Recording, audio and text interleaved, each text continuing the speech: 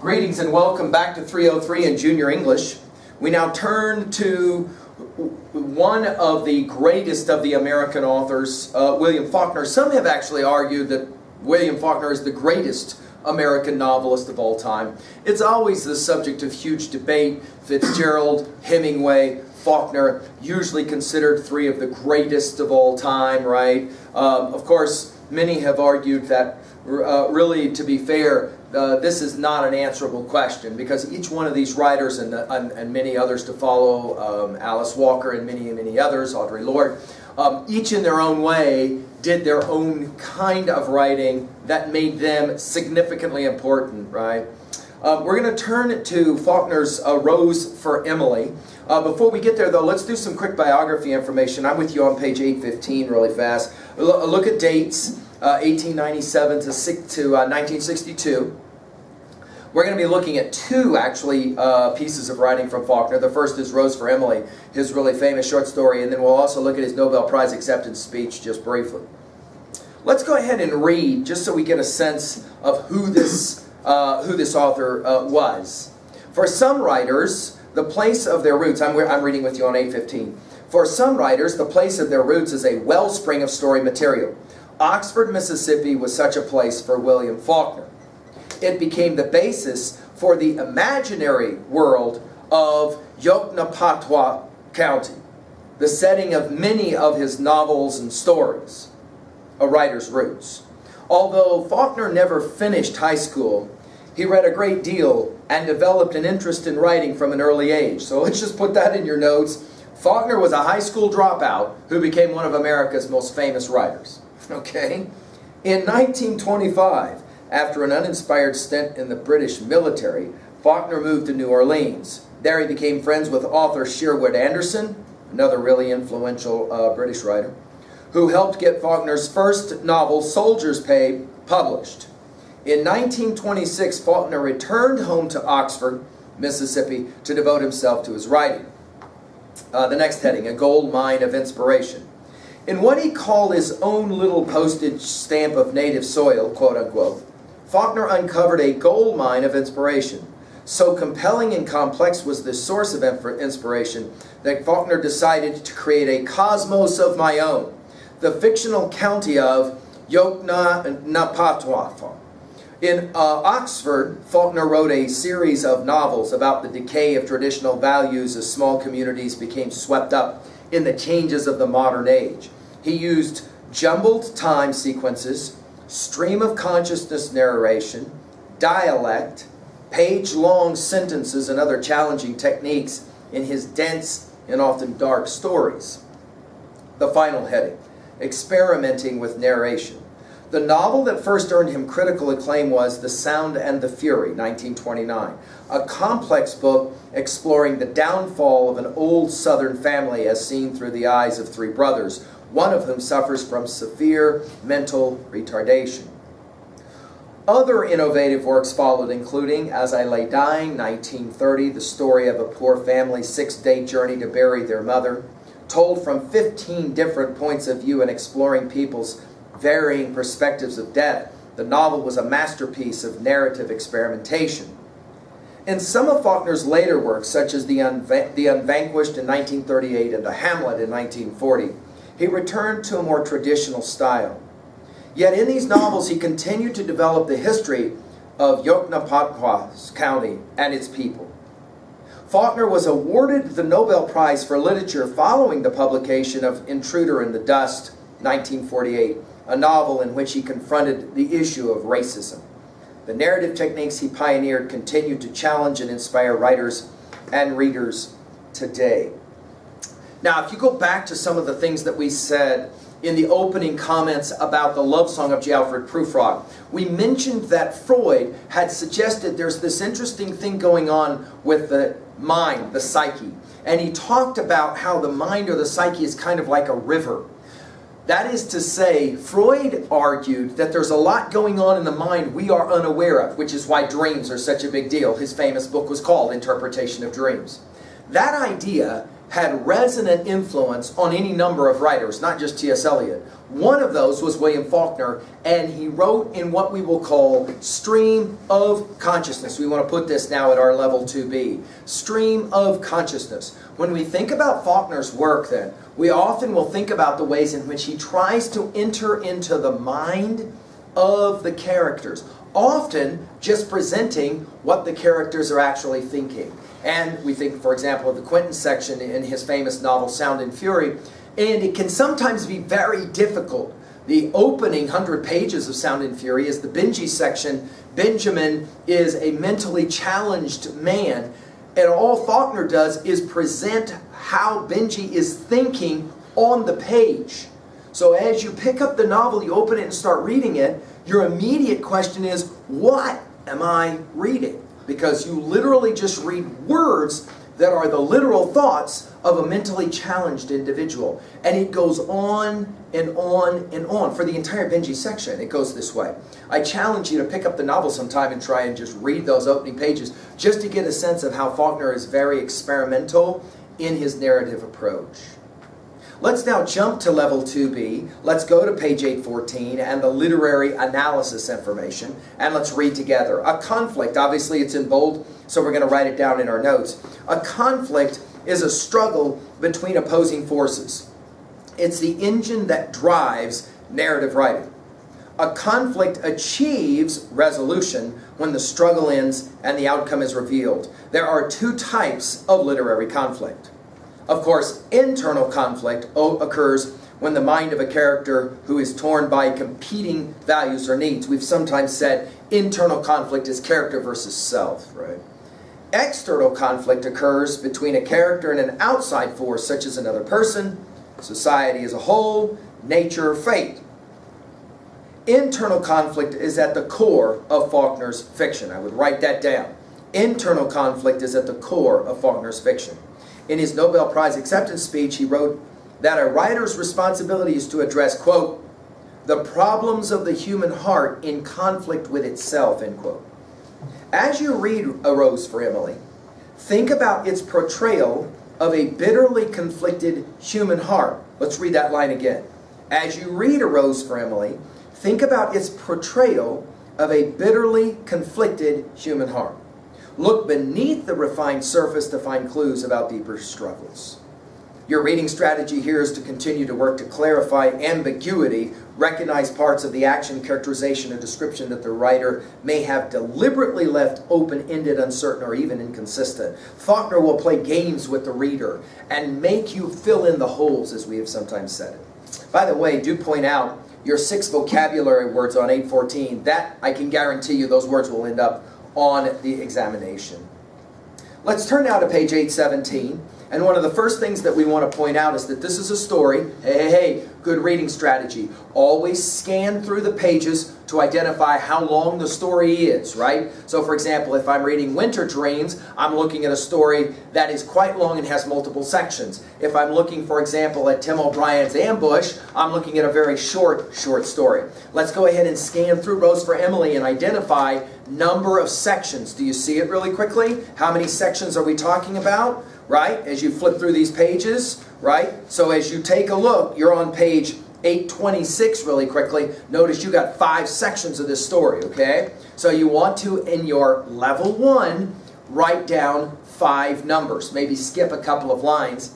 And that way at the conclusion of each of these sections, you're able to summarize or paraphrase briefly what has happened at level 1, okay? Now let's turn on page 817 to the background information here before we get started.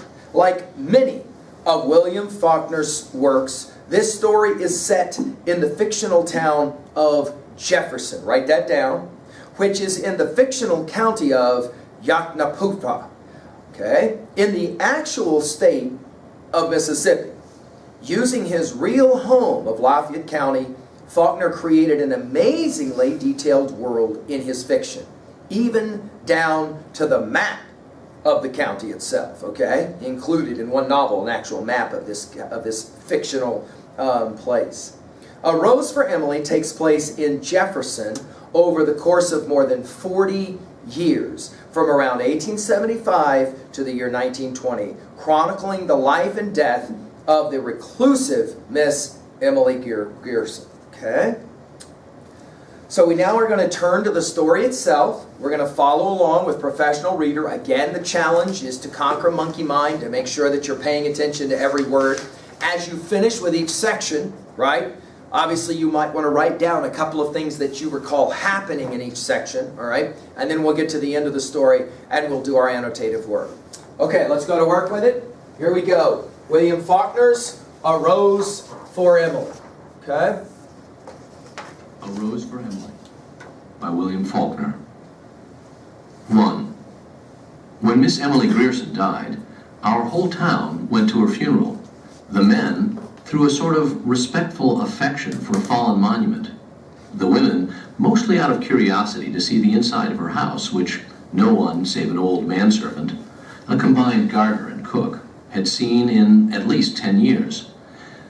It was a big, squarish frame house that had once been white, decorated with cupolas and spires and scrolled balconies in the heavily lightsome style of the 70s, set on what had once been our most select street. But garages and cotton gins had encroached and obliterated even the august names of that neighborhood. Only Miss Emily's house was left, lifting its stubborn and coquettish decay above the cotton wagons and the gasoline pumps, an eyesore among eyesores. And now, Miss Emily had gone to join the representatives of those august names, where they lay in the cedar-bemused cemetery among the ranked and anonymous graves of Union and Confederate soldiers who fell at the Battle of Jefferson. Alive, Miss Emily had been a tradition, a duty, and a care, a sort of hereditary obligation upon the town, dating from that day in 1894, when Colonel Sartoris, the mayor, he who fathered the edict that no Negro woman should appear on the streets without an apron, remitted her taxes, the dispensation dating from the death of her father on into perpetuity.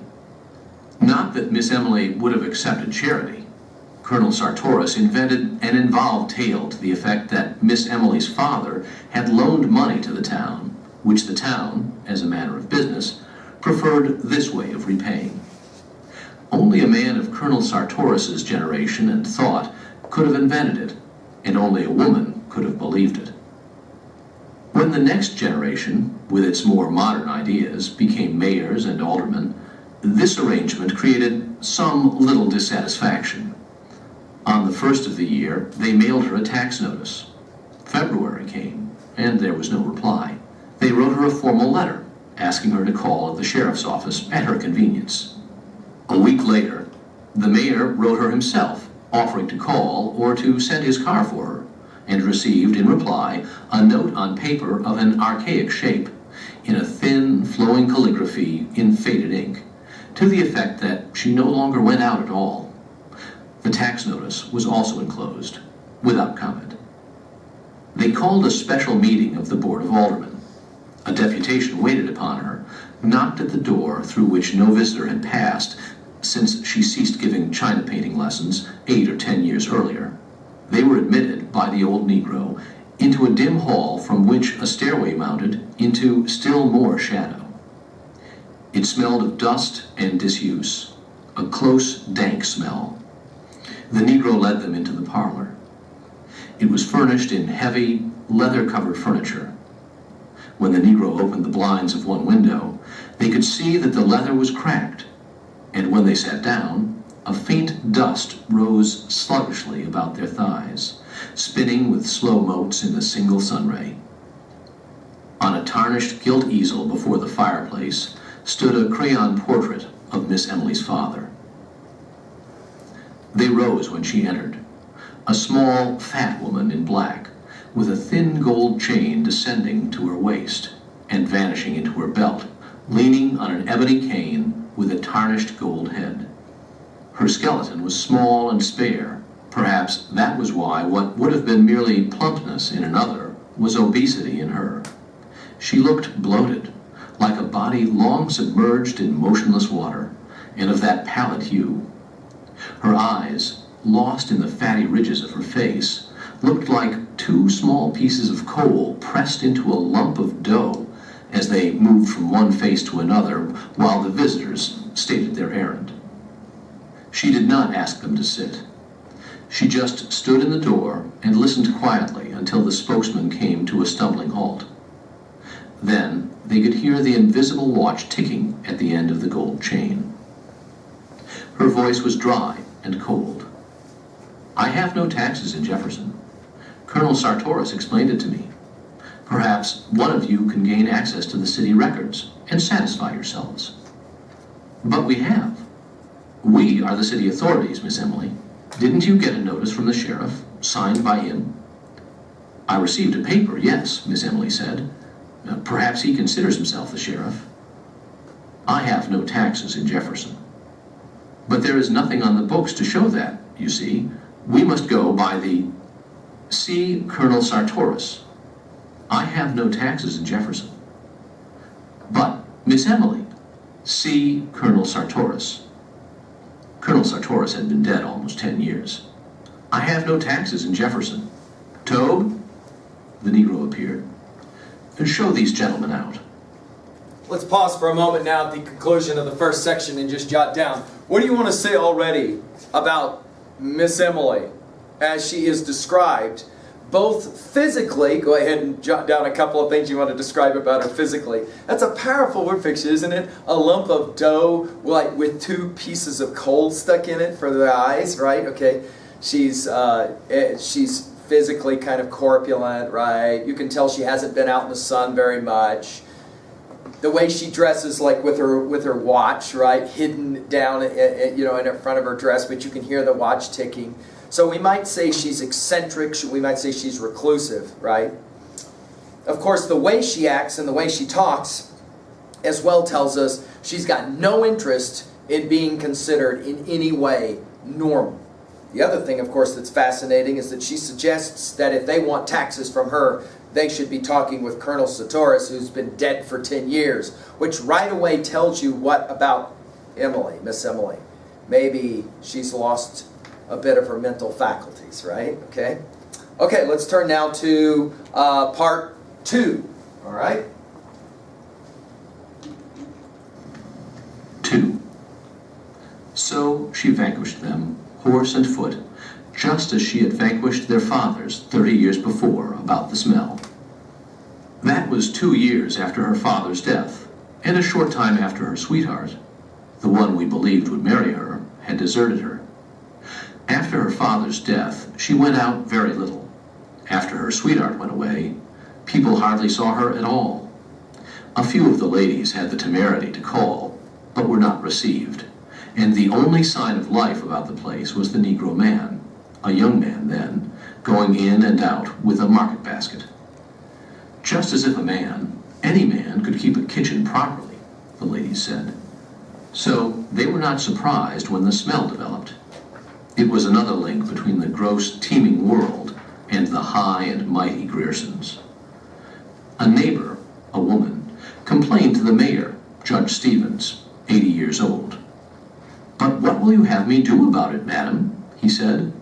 "Why, send her word to stop it," the woman said. "Isn't there a law?" "I'm sure that won't be necessary," Judge Stevens said. "It's probably just a snake or a rat that nigger of hers killed in the yard. I'll speak to him about it." The next day, he received 2 more complaints, one from a man who came in diffident deprecation. "We really must do something about it, Judge. I'd be the last one in the world to bother Miss Emily, but we've got to do something." That night, the Board of Aldermen met, 3 graybeards and 1 younger man, a member of the rising generation. "It's simple enough," he said. "Send her word to have her place cleaned up. Give her a certain time to do it in, and if she don't—" "Damn it, sir," Judge Stevens said, "will you accuse a lady to her face of smelling bad?"